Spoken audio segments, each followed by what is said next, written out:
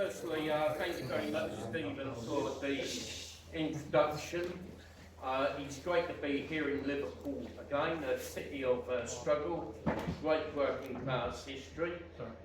I thank Stephen for both asking me to speak and for inviting the Korean Friendship Association of the UK, Korean KFA UK, to have a stall at this book fair, which I think is a good forum for the left and for anti-imperialists. And of course, this morning, previous speakers have been talking a lot about socialism.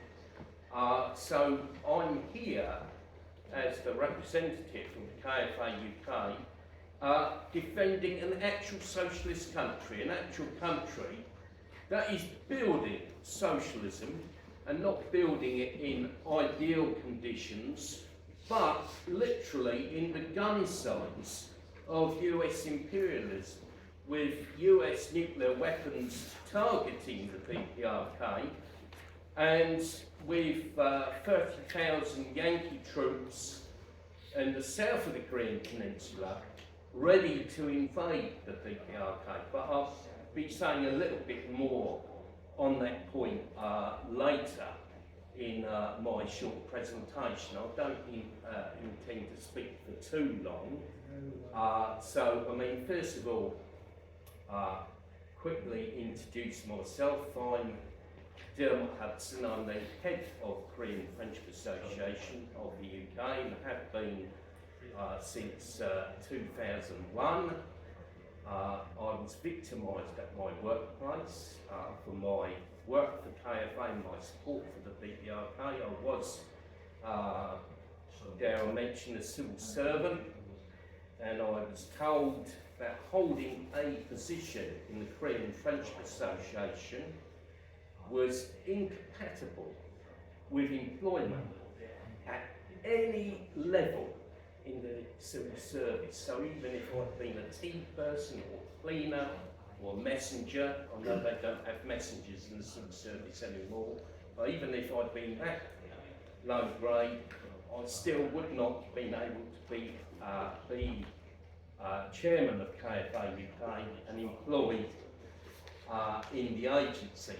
And I think that brings home the massive and oppressive demonisation of the DPRK, or People's Korea as I prefer to call it. And the mainstream media, they like to speak about North Korea, which I think is an expression that doesn't explain the nature of the social system there.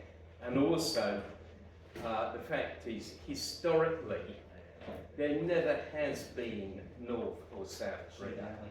It was, for thousands of years, one nation, one people, homogeneous people.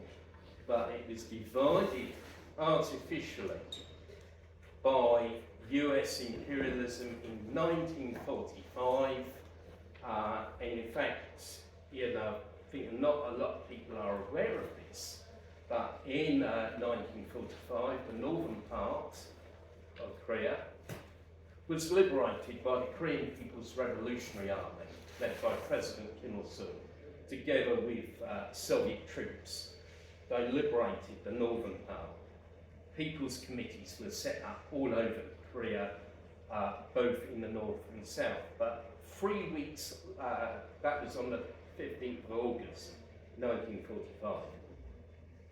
3 weeks later, 8th of September, Yankee troops landed in Incheon in South Korea, dissolved the People's Committees, banned the Communist Party in South Korea, and established a fascist dictatorship. And South Korea has been ruled by successive fascist dictators like the brutal and corrupt Syngman Rhee, Park Chung-hee, Chun Doo-han, and now we've got Yoon in power in South Korea, far-rightist leader. But say a little bit more about that again at the end. So, I mean, the demonisation of Hitler's career is truly massive. You know, at the moment it's tended to be pushed into the background a bit because they found other fish to fry, like Ukraine and Russia, you know, demonising Russia, going on about Hamas and Israel, you know, some speakers alluded to earlier. So, you know, the DPRK's been put on the back burner a bit. But, you know, a couple of years ago, it was a truly horrendous level of demonisation, you know, or like say 24/7, you could wake up, switch the internet on, and you could find dozens of stories attacking the DPRK, or, you know, all kinds of rubbish. And, you know, if you looked closely at it, where was it bylined? You know, it was actually coming out of the capital, the South Korean puppet regime, Seoul. You know, basically, the mainstream media tend to simply copy and paste stories out the South Korean puppet media and, you know, carry a lot of false information about the DPRK. And I can say, as someone who's been visiting the DPRK since 1992, over a period of 31 years,